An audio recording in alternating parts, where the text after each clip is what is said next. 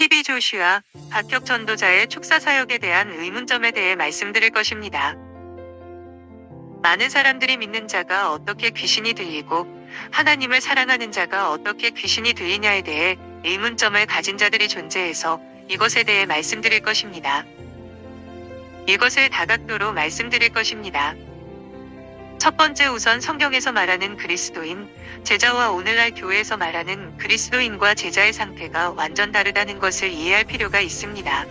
그들은 온전한 복음을 듣고 초대교회 그리스도인은 진정으로 하나님께 삶을 모두 다 드리고 예수님을 믿었습니다. 진정이 마음으로 믿고 입으로 주를 고백하면서 삶을 자신 멋대로 살지 않고 진짜 주님의 뜻대로 살았습니다. 분명 고린도 교회처럼 죄 가운데에 거한 그리스도인도 있습니다만 이것에 대해 시간이 되면 말씀드릴 것입니다. 하지만 오늘날은 온전한 복음을 듣지 못했던가 온전한 복음을 듣지만 대다수의 사람이 마음으로 믿고 입으로 주로 고백한 게 아니라 입만 주로 고백하는 자들이 많습니다. 곧 입술의 고백과 삶이 일치되지 않습니다. 그러면서도 자신이 성경에 나온 믿는 자랑 같다고 착각하지만 성경에서 나온 그리스도인과 오늘날 그리스도인 자체가 급이 다르다는 것을 말씀드립니다. 그리고 오늘날 그리스도인은 하나님을 사랑한다고 외치지만 전심으로 사랑하는 자가 많지 않습니다. 그냥 자기 방식대로 사랑하면서 그것이 성경에서 말하는 사랑이라고 착각합니다. 진짜 성경에 나오는 그리스도인처럼 믿고 사랑하면 귀신 들릴 수가 없습니다. 하지만 지금 그리스도인은 하나님을 사랑한다고 하면서도 세상을 겸하여 사랑하면서 하나님을 사랑한다고 하고 있습니다. 여전히 예수님을 주로 믿는다고 하면서도 자기가 주인으로 살고 있습니다. 이게 결코 사도행전 2장 38절의 상태가 아닙니다.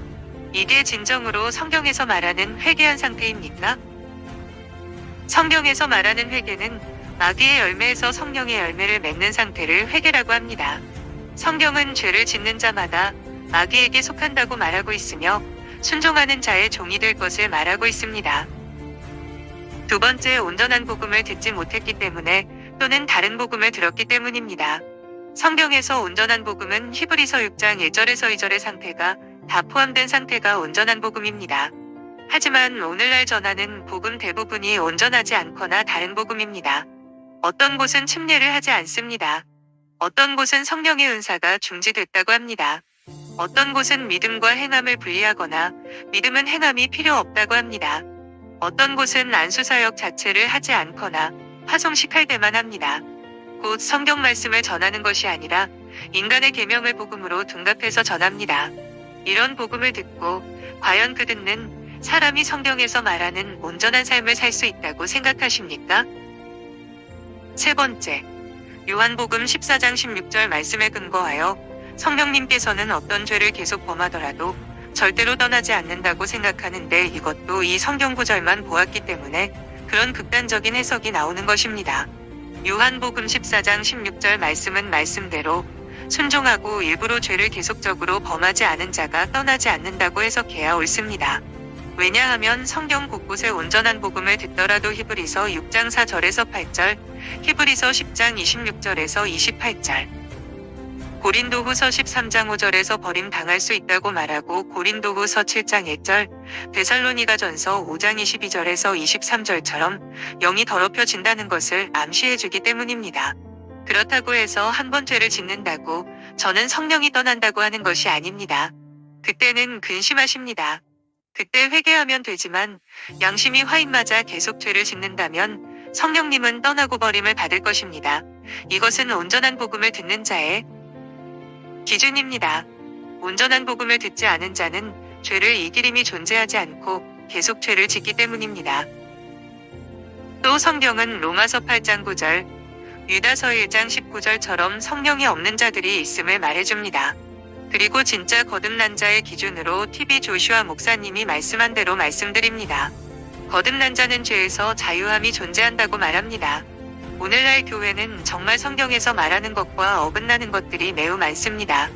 그런데 많은 자들이 깨닫지 못합니다. 왜냐하면 교단의 교리로 합리화가 되어 있기 때문입니다. 곧 교단마다 가르침이 다르기 때문이라고 합리화시키는 것입니다. 오늘날 얼마나 사람들이 듣기 좋아하는 구절들은 말하지만 사람들이 듣기 거북하고 받아들이기 힘든 것은 전하지도 않은 것이 현실입니다.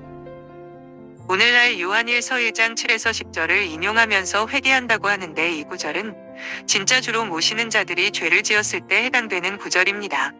왜냐하면 당신은 여전히 당신이 주인이기 때문에 계속 죄 가운데에 거하는 상태이기 때문입니다.